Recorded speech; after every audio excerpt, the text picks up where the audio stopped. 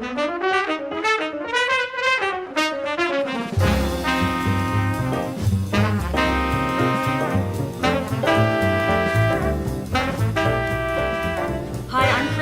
is Juice 101. We're at Casalula in New York City, and I am with Kayla Young, certified sommelier, currently at Nomad.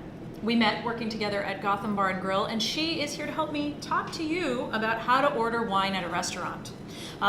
We are going to discuss how to talk to a sommelier later, but in this video, we're just going to talk about the mechanics of how to order wine so you can feel more confident when you're in a wine ordering situation.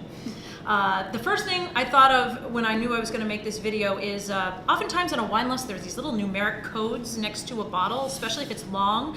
Yeah, please don't use those. What she said. Don't order with the list closed by the number. I just think it takes away from the romance of ordering wine to begin with. If you're at a table with someone, I'd rather see someone say, you know, we'll have the B's 1995, as opposed to 6421. Yeah, or just feel free to scroll. I mean, with your finger, you know, all the way from start to finish. I can, you know, just peek over your shoulder and see exactly what you're looking for. Especially if you can't pronounce the wine, that's a great way to, you know, if you don't want to say a wine name because you're not quite sure the pronunciation will be right, just a simple scroll, like Kayla said, will do very well. And sometimes those codes won't match up with the actual bottle in the cellar, so you'll save yourself a lot of time with somebody bringing you something you didn't order, because none of us know what 6421 means. Is that the Javert code? It might be something like that. Yes. Anyway, so that's good. Also, keep in mind, if you have an idea of what you want to avoid ordering wine at a restaurant, just call ahead and order it. You know, I'm always willing to take a phone call in the middle of a shift and exactly. talk wine over the phone. Mm-hmm. Yeah. Have the champagne ready at the table, and that's pretty slick, I think, especially in a date scenario. It's just ready to go. So the next thing we have to do, we've now talked a little bit about just how to order the wine. Let's presume we have done that. Kayla's going to go get the bottle. Go get the wine. Let's pretend that Kayla's going to a cellar that is somewhere far away from the dining area. This is what cocktails are for. I'm not really a mixologist, and I don't drink a lot of cocktails, but they do help when you're waiting for wine. So keep that in mind when you're dining as well, so that it might take a little bit for the wine to get to the table. What do we have here? So the wine, the 2017 Francois Cazan Rosé.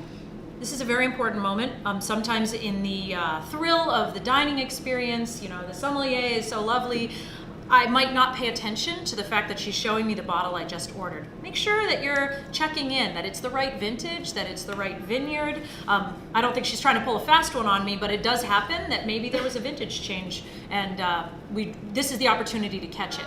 Just to tie in what we said earlier, I've seen it happen, you've seen it happen. People order by a number.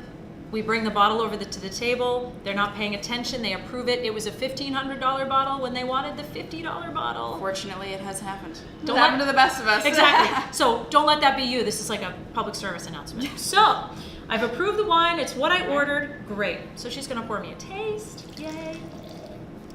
We have learned from other 101 videos how to swirl a wine glass and how to determine wine flaws. So you're experts already. I'm fast forwarding through that. It's delicious, but it is a little warmer than I'd like. Would you prefer it left on the ice? That would be great. All right, I'll pour you a small taste for now. Excellent. This is the right moment to determine if the temperature is correct, if you'd like it to be out on the table or in ice. Don't grab the bottle when she brings it over to the table to, you know, make sure it's cold enough. Could end very badly. It could end very badly. We have another take of this where I spill it on her. So when people grab the bottle before you've poured it for them, it's just, I would avoid that if you can. We'll fix the temperature if you don't like it. So I think that covers it. We've talked about temperature, we've talked about how to order, we've talked about table side. I think we're ready to talk about how to speak to a sommelier. So join us for that. Make sure you subscribe and don't miss a video. And thank you, Kayla. Oh, my pleasure. Thank you. Bye.